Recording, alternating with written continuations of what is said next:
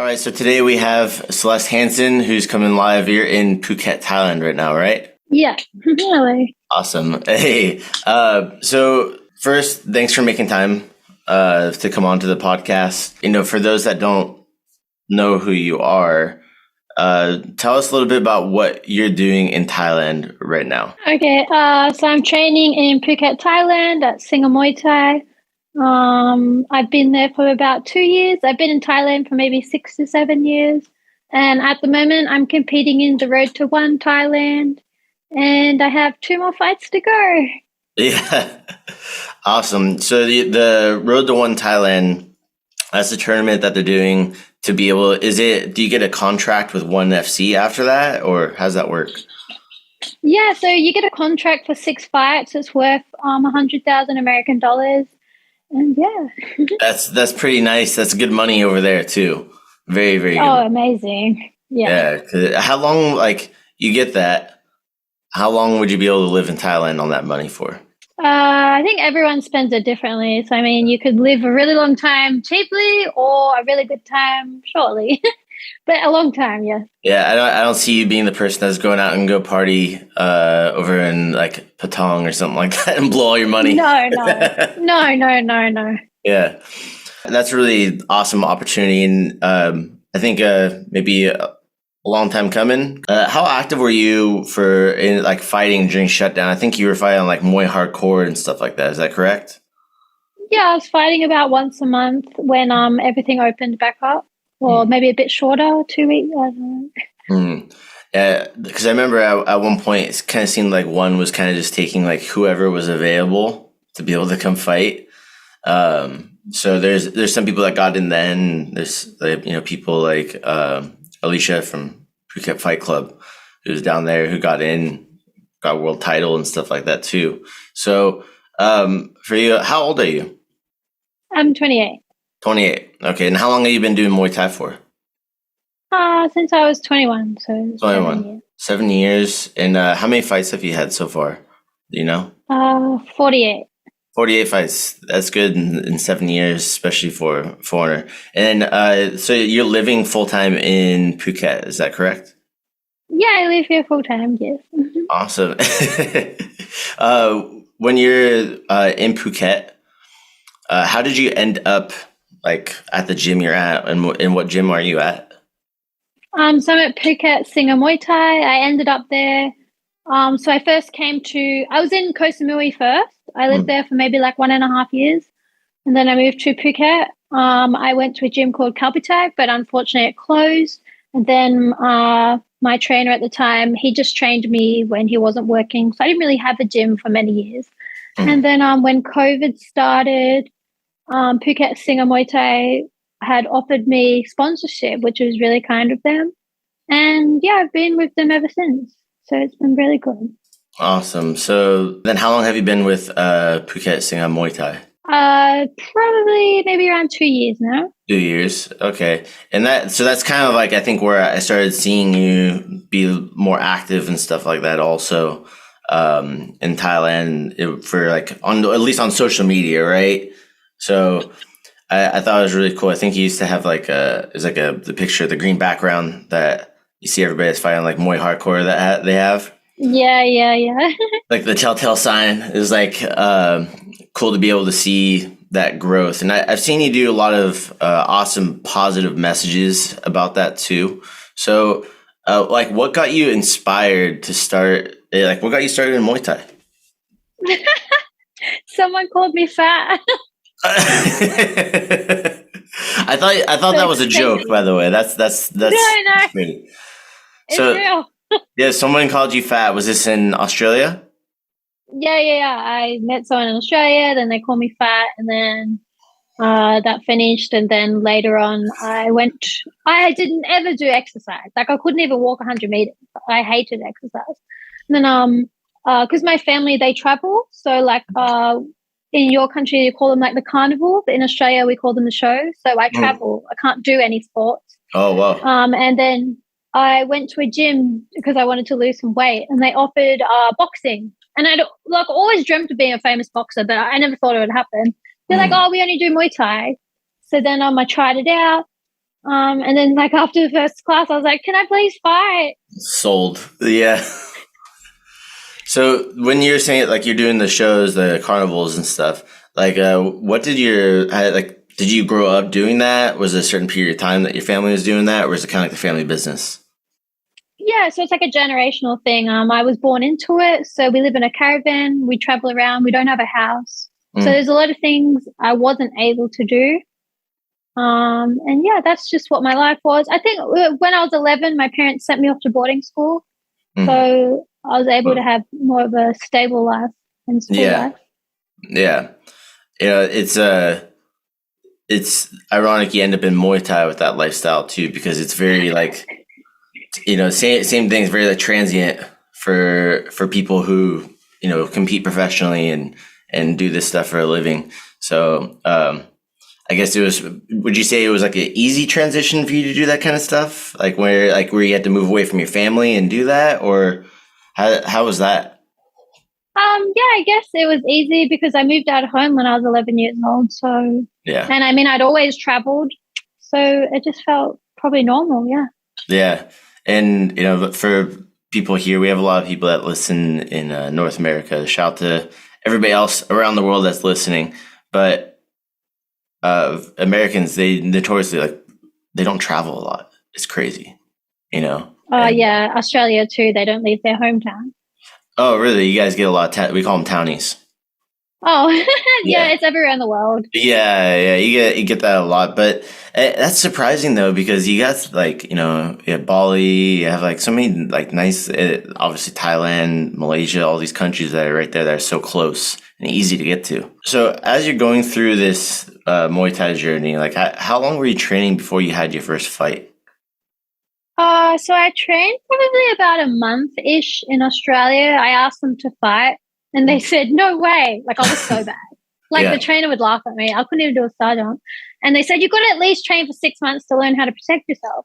And I said, well, I don't have that time. Like I'm going to travel to the next show and I'm not going to be at this gym. And they said, well, no. And I said, all right, do you know anywhere in Thailand I can train at? And then they said, gym in Koh Samui. And then I went there and I've been here ever since. Oh, damn. Okay. Oh, and then also, sorry, I didn't answer the question. I Yeah. trained in Koh Samui for about a month before my first fight. They also said no, but I was like, I'm doing it. Yeah, this is what I want to do.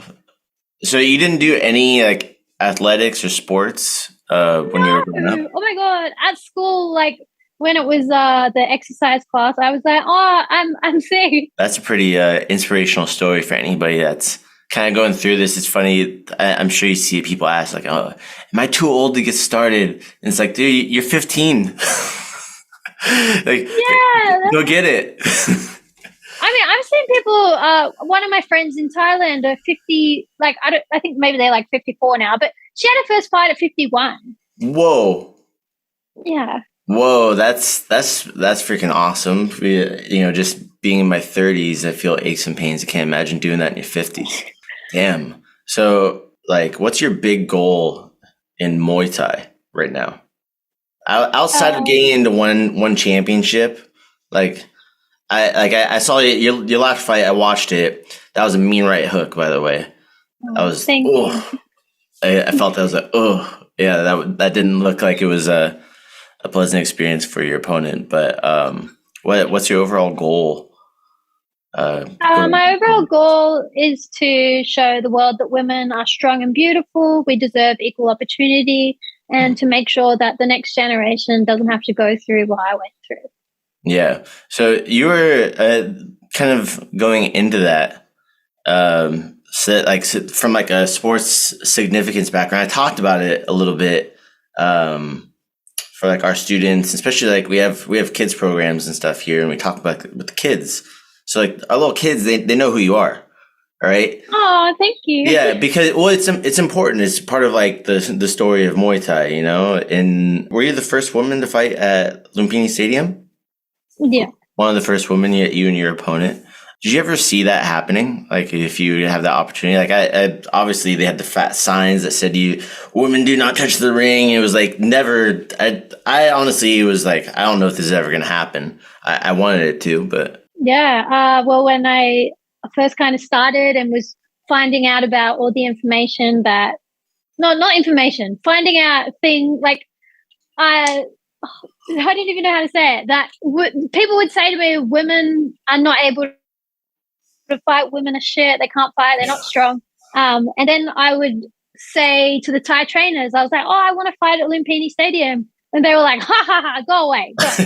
Never. And I was like, what do you mean? And then I was just like, no matter what happens in life, I'm going to be the first girl to ever fight there. I'm never going to let anyone talk down to women. Never let them feel how I did.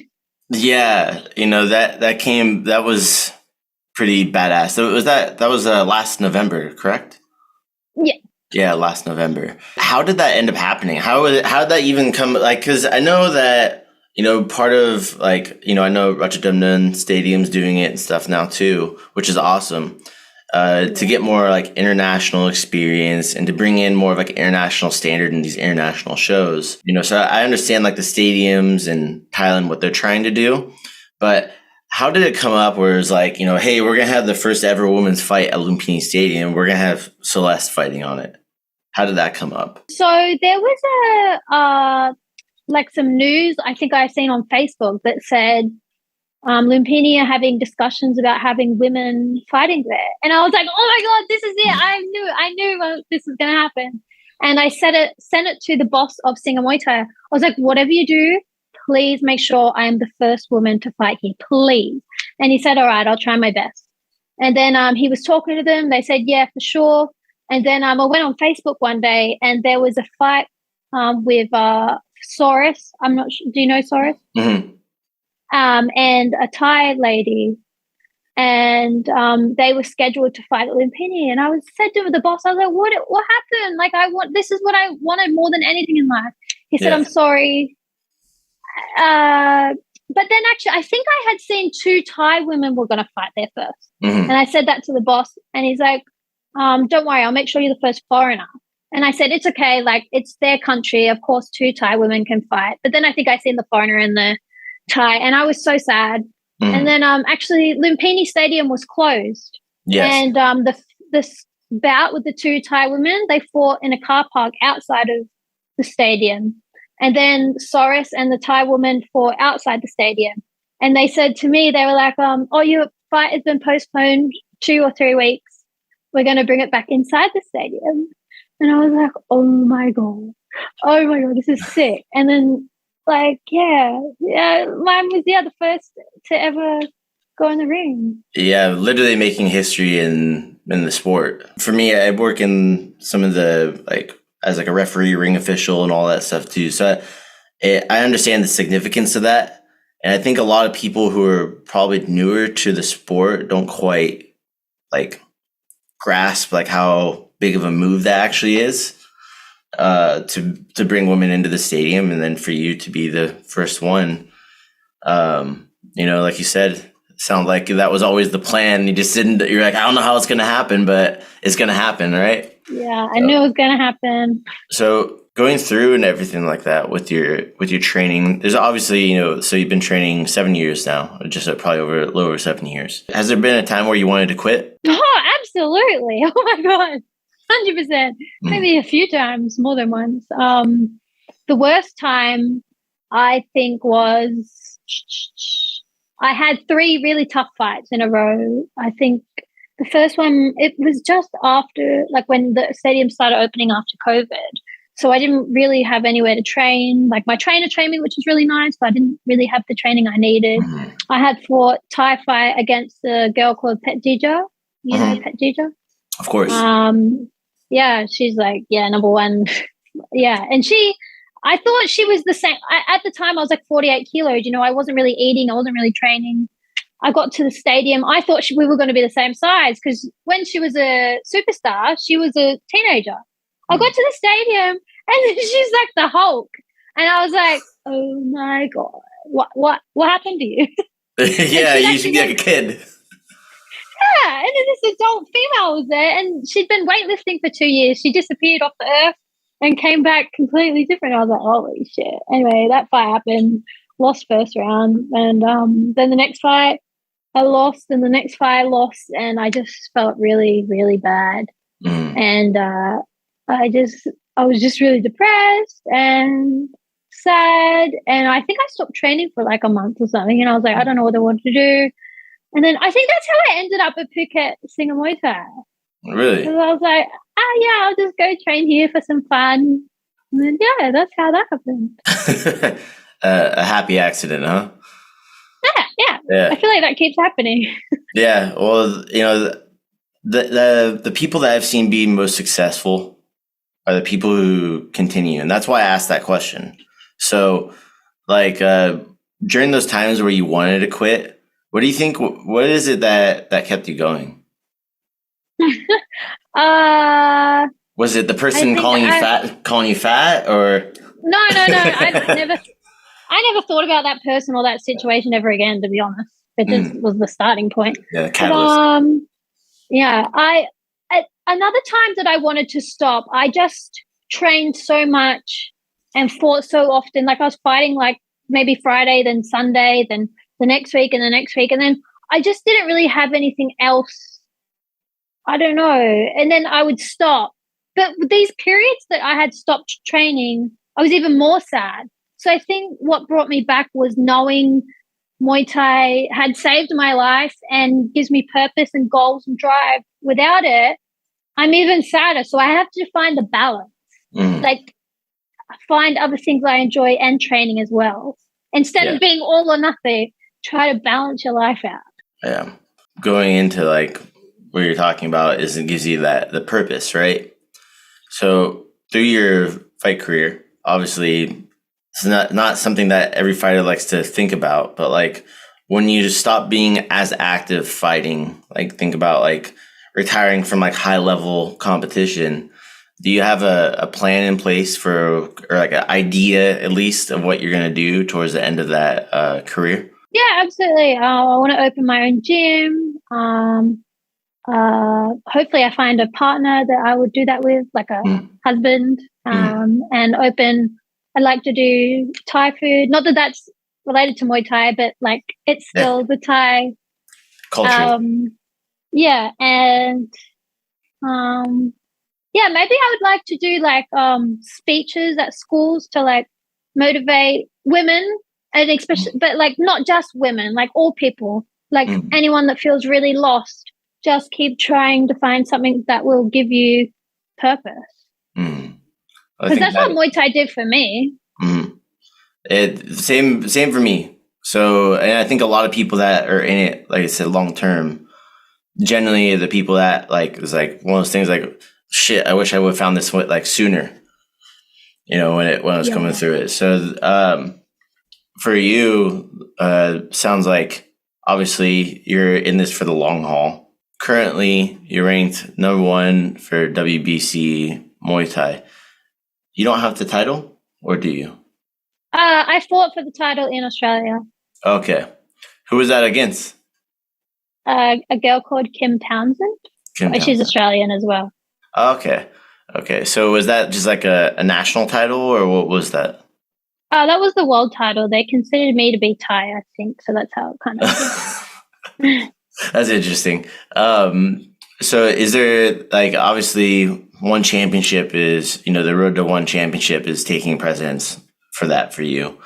Do you think, and what I've seen with one is they're very good with their contracts and allowing people to go fight over in other organizations and stuff as well. Is there any talks in you perhaps getting a rematch or fighting anybody else for the ranking for WBC Muay Thai? There is no talk. I had made a post on my Instagram tagging the promotion I fought on, saying when's the rematch, but I got no reply. Yeah. And I don't know. I don't want to talk. This is not talking towards my opponent. I respect her, but I feel like the fight was mine, and she just literally ran away the whole fight. And if it was in Thailand, it would have been a lot different. Yeah, and that's international competition, right? It happens to every country. I understand. Oh yeah. Have you competed in China yet? No, but I know you cannot win there, and the same with Russia. You can win in China. I brought a woman there, and she won a decision in China. Oh wow! Yeah, that's like was like one of those things that I was like, oh no, yeah, we had it on the cards, but we lost. Like we're gonna lose because of China. No, they raise their hand. Me and her, because in Mandarin we don't understand what they're saying. They raise their hand. We're both shocked. We're like, oh, cool. But it's you'll probably end up there at some point. Also, just given the amount of activity that's there. I don't know because I know one's been doing primarily like Thailand and Singapore and Malaysia. I'm sure they'll eventually get back into China at some point. For you thinking about that, obviously you're living in Thailand, so I'm assuming you're learning Thai or you speak Thai. Are you trying to learn any other languages or anything like that to facilitate like your audience long term? I had never thought about that. I am not, but I will look into that. Yeah, it's something I think like obviously Mandarin's a big one. Especially in China, if you're fair skinned, you have light skin, it's like for everybody's kind of be watching, right? But also Spanish is big following in Brazil for Muay Thai, so like Portuguese stuff like that as well. Even if you have stuff like translated on for people, and I know there's a lot of Brazilians in Phuket, so there's a whole gym. Thank you. Yeah. Literally. Wait, so when you're coming into your training for at Phuket Singha Muay Thai, I think there's is there a couple Americans there, right? Yeah, there is Andrew, Bree, and maybe some others. Mm-hmm. So when you're at that gym, like for your training, I know you were saying during shutdowns, your trainer was training you, right? So you were saying like, hey, I wasn't able to get the kind of training I wanted or like that I should be getting in regards to like, I'm assuming it's like stuff like clinching, sparring, things that people, different body types to be able to train with. Do you get that all like, cause Phuket, for those that haven't been there before, it's very small. Obviously you end up, sometimes riding on your motorbike, you're riding past your opponent that you're fighting against next week, right? Or you're like running past each other, like, hey. Yeah. Are you like? Do they do all the training in house? Do you go to other gyms for sparring or anything like that as a woman to get like more, sparring with women, or is it mostly in house? Before it was mostly in house, but luckily enough, my last camp, my crew Pat, the boss of the gym, he took me down to Tiger Muay Thai to train with women there and to Phuket Fight Club with women there. So, I mean, that worked out amazing for me because at our gym, there is a lot of people, but there's not a lot of women or anyone my size. So, I mean, I was so grateful for that. And it's because I don't think that's that common from what I've seen over there. Because again, just because it's so small, so it sounds like your trainer's really trying to look out for you, which is good. Yeah, he is. I really appreciate it. It really helped me. I mean, I clinched and sparred with a lot of high level girls, and it really worked out. So for your weight division stuff too, obviously there's a lot of Thai women that size, 48 kilograms, correct? Yes, but the road to one is 52 kilos. Is that 52? Because one championship starts at that weight. There's they don't have the 105 pound. So for the 52 kilogram, do you go lower than that also, or is that like kind of like the upper part of like your weight class? Before I was fighting at 49, 50 kilos. Okay. So is there anybody that like you're kind of watching like, oh, what, I'm going to be fighting this person soon? Or is there anybody that's kind of on your radar that like you're looking forward to being able to get in the ring with? Probably like looking into one championship, the top girls, which is Alicia, Stamp, and a few more girls. But I'm training with Alicia, sparring and clinching with her, so I don't know if I can say that because we're training part. Yeah, I think at that point it's like if it happens, it's business, and you just got to do it. Yeah. Yeah, you're not like I'm gonna fight her one day. No. So in that weight division, so Stamp, Janet Todd, I know. So Angela Chang, she's a friend of mine. I know she was supposed to be in that tournament also, but she was dealing with some. She had a travel segment that pushed her out of it and stuff like that too. So that's how I'm a little bit familiar with it. I was like, oh, this goes Celeste in it too. I'm like, oh, I'm gonna make sure to watch it. So they're having this Road to One Championship. It's on Fairtex Fight Promotions. Is that correct? Yeah. Okay. So when's the next one for you? September 17th. September 17th. Okay. And for those that are listening, September 17th is going to be September 16th here in California time. It's usually, I think of those fights, they start at like 7 p.m. in the evening, and it's the morning time in Thailand. So I'm trying to like do time conversion in my head. But are you used to fighting in the morning like that? Previously, before I ever fought at Lumpini, I'd only ever fought at night. So all the first Lumpini fight I had and the last two at Lumpini, I've all been in the morning. But honestly, it just feels the same. Yeah, you're training in the morning anyway, so it's kind of like you're used to getting up and going to go move your body and stuff like that also. So awesome. So outside of Muay Thai, for your life in Phuket, I've seen. So you have, was it 2 birds? Yeah. So are you like, what kind of birds are they? Cockatiel and a budgie. Okay, so because I know, like, for those that don't know, like having birds in Thailand is like a whole thing. I know they have the birds that sing. So I know cockatiel is not one of the ones that sings. You said there's a buzzy? No, No. they're solely for pets. Yeah, these are solely for pets. But the birds, they do have, I don't know what type they are, but they just look like wild birds. I had a friend over there who got like, he went down like the whole rabbit hole, and he was like living in his son, training birds and stuff like that. Yeah, he went from Muay Thai to that. I'm like, are you making money that? He's like, yeah, like I'm making money doing this. So I was like, all right. That's where I started seeing more and more of like that kind of cultural thing. And I started realizing that, I was seeing people carry these bird cages, and I didn't realize they were bird cages until I knew about that. So what else do you do? Obviously, training is a full-time thing for you. That's what you're there for in Thailand. But what are some of the things you do to kind of, I guess, maintain that balance from training and fighting to being able to be, you?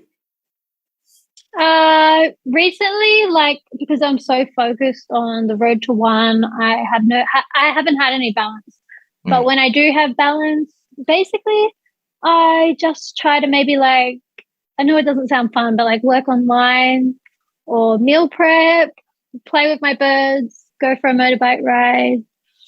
I don't really do much. To be honest. It's like the downtime is like any like quote unquote balance you have right now is like whatever you can do to kind of just like relax a little bit. Yeah. Yeah. Okay. So obviously in Phuket too, you got a lot of, awesome beaches and stuff like that as well. For coming out of shutdowns and stuff too, I haven't really talked to anybody about this yet, but have you seen an uptick in tourism since they've been reopening, or is like the town still kind of like quiet, or how's it going over there? Oh, absolutely. It's kicking up. I mean, it's nothing like it was. But there's definitely people coming back in. The gym's getting a little bit busier. The beaches are busier. People are starting to earn money again. Things are opening. So it's really nice to see. In COVID, it was so bad. It was like a ghost town. Yeah. Everybody had to shut down. Like, unfortunately, a lot of people committed suicide because they didn't have any income coming in. They didn't see a way out. They weren't lucky. Like, I know Australia, I'm not sure America, but like the government would give you money. Whereas here, if you've got no money, like you're screwed. Yeah, I remember hearing about that through it. So like from the media, stuff like that as well. And that was like, I think there was at one point, it was like more deaths from suicide than COVID in the country, right? Oh, so absolutely. It's definitely was a trying time for country of Thailand. It's good to be able to see them reopening and being able to get that tourism back going, because that's such a big big piece of like their economy there. Also for Muay Thai, also like so many people go to Thailand. I know the Thai government's doing some stuff to help promote tourism through Muay Thai now, which is cool. You know, to see that like, hey, we have this awesome cultural thing that Westerners are interested in. Let's, you know, try to figure out a way to safely promote it for them. For your life in Phuket, Celeste, what do you think was like the number one thing, like if when you were first living there, what were the things that were like the hardest for you to adapt to being in Thailand from Australia to there? So I first moved to Koh Samui. Hardest things to adapt to.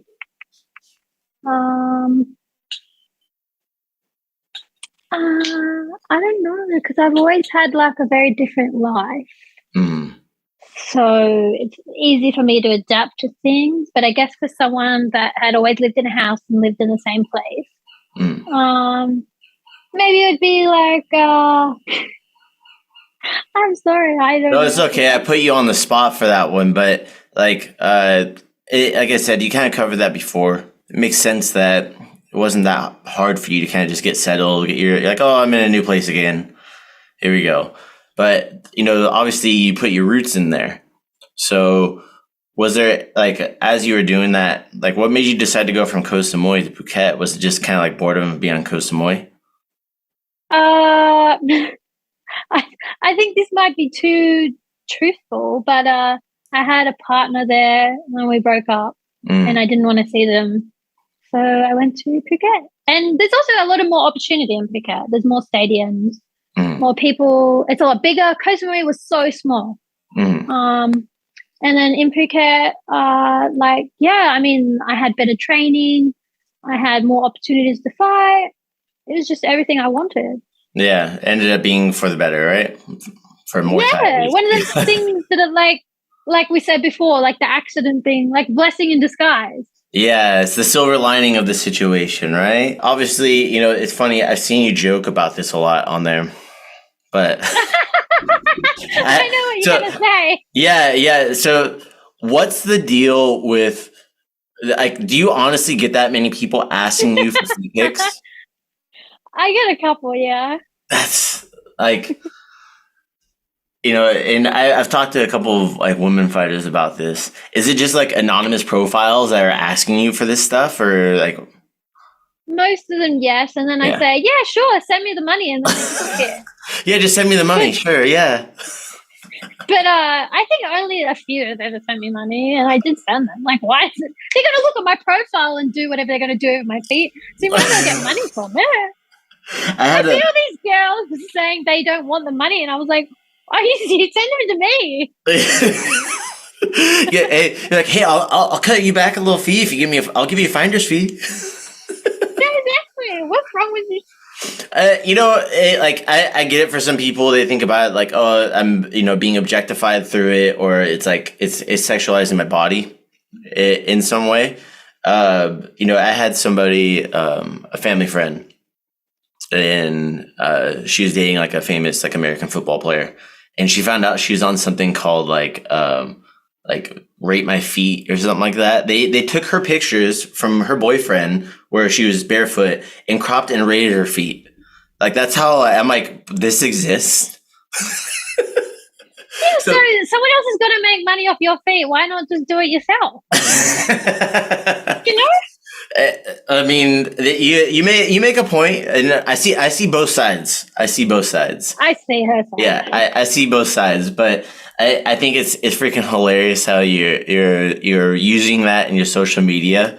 And like I said, I had to ask because I've seen it come up so much. Like, just like going through the feed, like, Celeste, oh, feet pics, okay, like that's your thing. It's like the future world champion that posts about feet pics and birds that lives in Phuket. So I think it's obviously known for fighting and stuff too, but it's cool to see you know, people talking about this and stuff too, and just like having a candid conversation about it. Because, you know, obviously it doesn't seem like does it bother you when people ask that, or Okay. No, So, not at all. yeah, some people I know it really does. So it's like really triggering for some people. I never thought I would be talking about these stuff on the podcast, but here we are. Um, Kind of going next topic here. Going into some Muay Thai specific questions, but when you're training in Muay Thai, so you're an Orthodox fighter, correct? Yeah. Okay, so left or right kick? What's your preference? Right. Right kick, really? Yeah. Well, why would it be the switch kick? The right kick, for sure. This is why I ask people this question. There's everybody has their different reasoning behind it.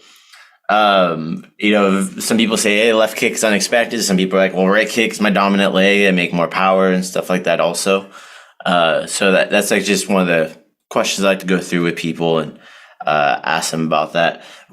So going through your training and all your stuff, did you ever train back in Australia for a bit, or was it always been like pretty much solely Thailand after that initial? Yeah.